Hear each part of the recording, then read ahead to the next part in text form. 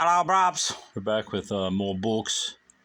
New book arrivals number 152, I believe. These ones are basically all Napoleon related. They're from a Livonia estate sale. Let's get with this. What the heck am I on? The towel. Never mind me, bruv. Napoleon's Last Will and Testament. Oh, what kind of fucking facsimile edition of the original document.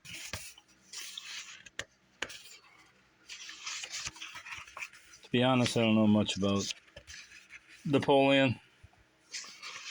I've shied away from Napoleon books, but thanks to Napoleon the Bisexual Emperor, which is an amusing title, and had it not been worth about 40 or 50 bucks, probably still would have got it just because it's an interesting title. Though I can't say I'm interested in either his bisexuality or himself, but we're reading it anyways because why not? What a romance my life has been. Napoleon once said reflectively in exile on the island of St. Helena. The remark is typical. It combines a peculiar detachment, which permitted him to see an overall picture, where lesser men would get bogged down in detail, with another quality no less important, the sense that he was an adventurer, and that his life, notwithstanding the pomp and circumstance of a coronation by the Pope, his mastery of most of don't give a shit. I don't know why I really got this, but wow, that's a great facsimile. I mean, I understand that you want to be faithful to the document, but you can at least clean the motherfucker up. I mean, that's embarrassing. Embarrassing. It's embarrassing.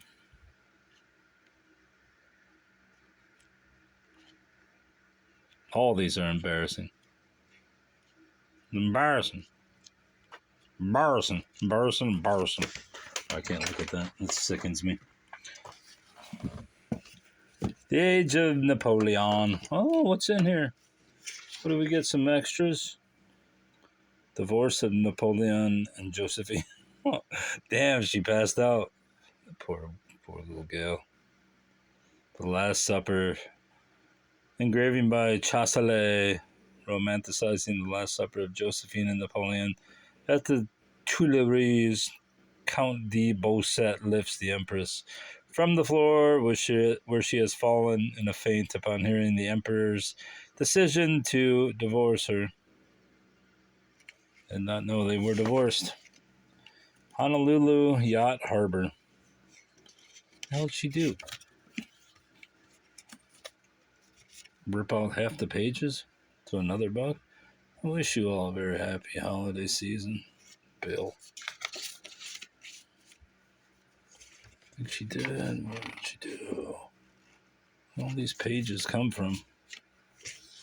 Probably from one of these books that I have in my stack. What is all this shit? Is this some remembrance card? It is. Alex Terlecki, 1980. South Bend, Indiana. Alright, so some book has been disrobed of all its pages. It's photographs. 1963 American Heritage. The Age of Napoleon. Yeah, there'll be some more goodies in there. No. I wonder why those pages are in there.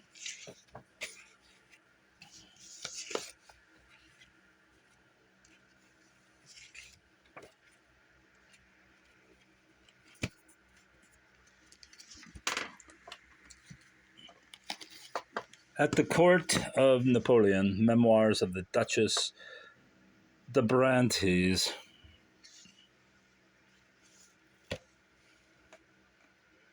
Laura Junot de Brantes was young, bright, and pretty, childhood friend of the Bonapartes in Corsica.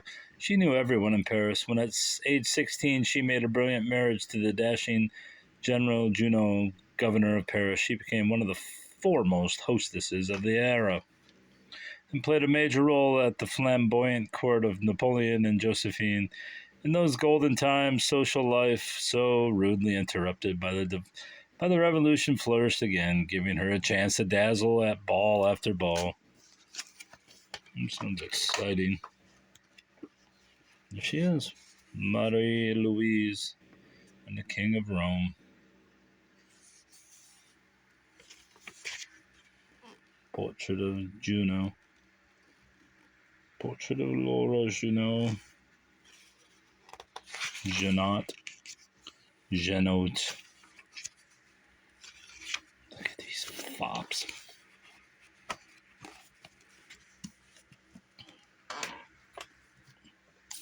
Napoleon in Love, the intimate and fascinating story of Napoleon's private life and loves. I wonder if these have any gaylords in there. Seems to be all bitches. Marie Louise. Is that the lady I just read about? Duchess de Brantes. Madame Grassini. Caroline Calambert.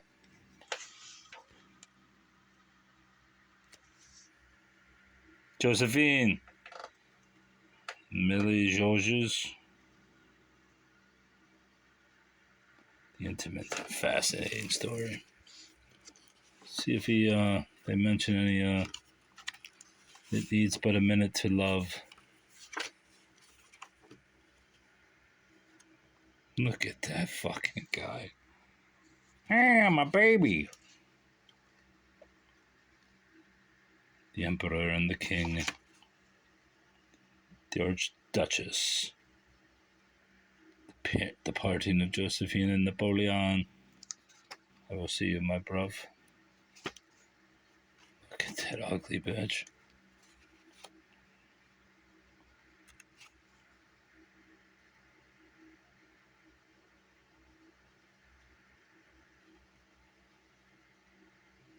Look at him.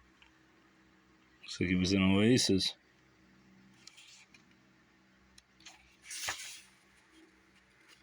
Don't look back in anger, buddy. Who's this goth? Beautiful young. Why is her name? Is it Millie?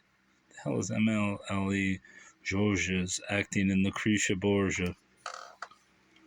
Therese Bourgoin, an actress by profession. Caroline Colombe, his first love. I don't like her face. She's kind of like a cartoon. I like her.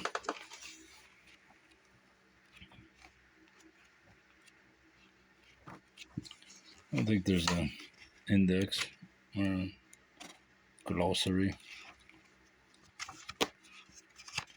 So apparently this guy didn't think, oh, maybe he didn't love any of these dudes. He just banged them. That's true. So was he officially in love with them?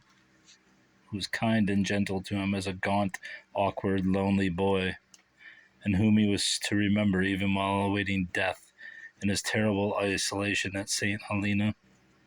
Desiree Clary, whose coquettish behavior and delaying tactics kept her from sharing Napoleon's regal destiny, but not from founding a hereditary line of princes. Anyway, okay.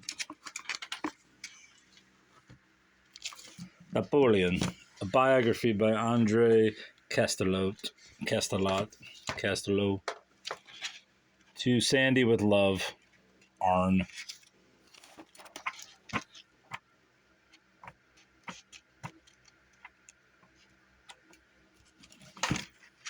Arn. Musco. The Minotaur.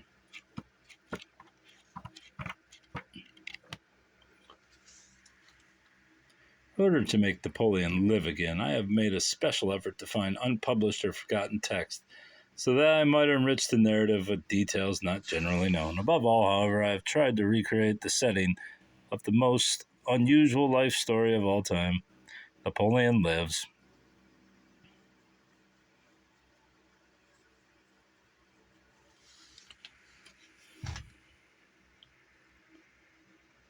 So he's basically, Napoleon was basically Italian. He was a puny baby and a small boy. He was only 4 feet 10 inches when he was 15. Damn! He was good at mathematics and average in history. He was not well liked at school, but a girl later to become the Duchess de Brontes wrote of him. The charming thing about Napoleon when he became a young man was his look, especially the gentle expression he could impart to it. In a moment of kindness, but his anger was frightful. He's an angry little midget, what do you expect?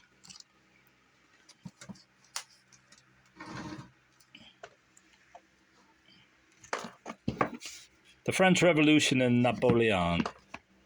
Sandra J. Terletsky, summer of 1972. French Revolution and Napoleon. Dr. George Caesar. I think that's what it says, or Cassar.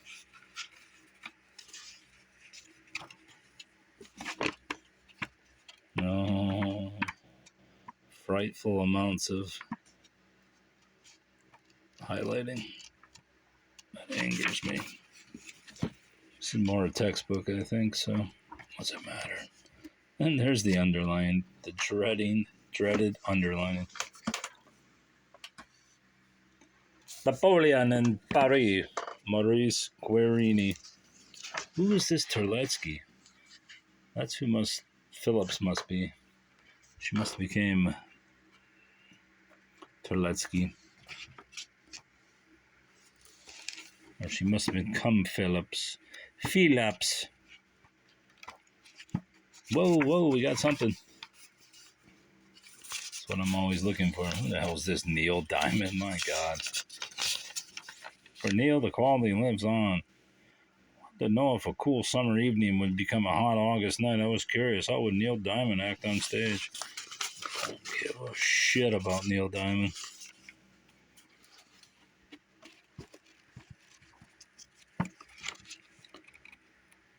Alright. Napoleon in Paris. The past is often its best own spokesman.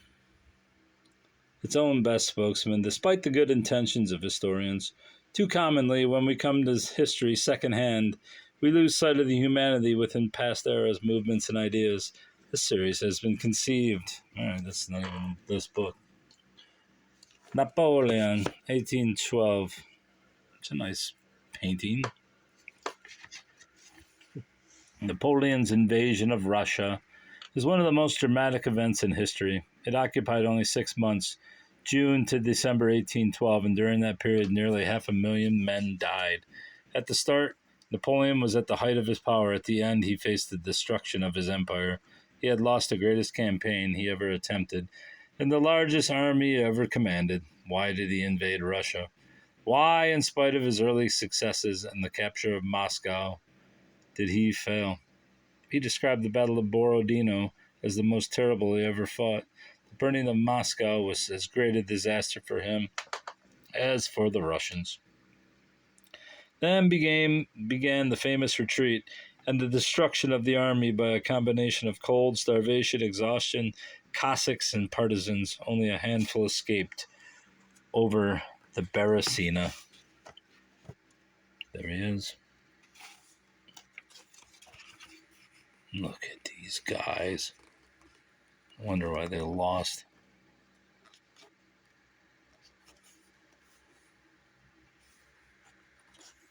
There's a bunch of fops and dandies.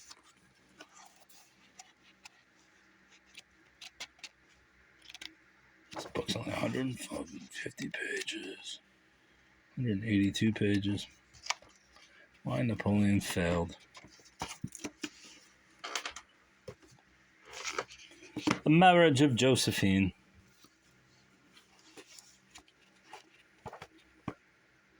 Part 4. Farewell, my friend. Console yourself with our children. Be their comforter and strive to prolong my life in their hearts. Alexander de Beauharnais to his wife Josephine. From the high-placed window of the little room, A flat ray of sunlight thrust obliquely through the dust thickened air, bright and pale. So pale and precious. Never has love more pure, more true, more exclusive possessed the heart of a man. I do more than deny the existence of the thing called love. I believe it to be positively injurious to society and to the personal happiness of men.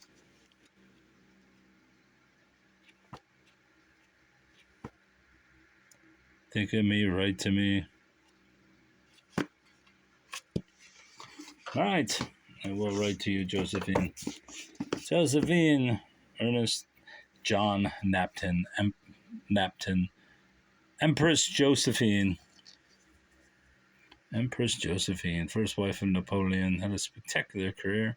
And in an era of intensely dramatic change, she first appears in this book as a daughter of planter aristocracy in the Sugar Islands of the West Indies. Seclusion, divorce, war once more, steps to a throne. Josephine, infidel. What did she do?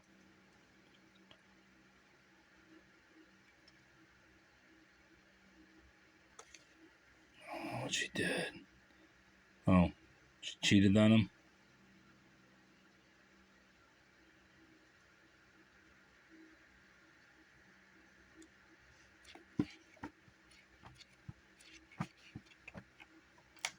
Typical. Alright, well, that's all for whatever this guy's name is. Napoleon, bruv.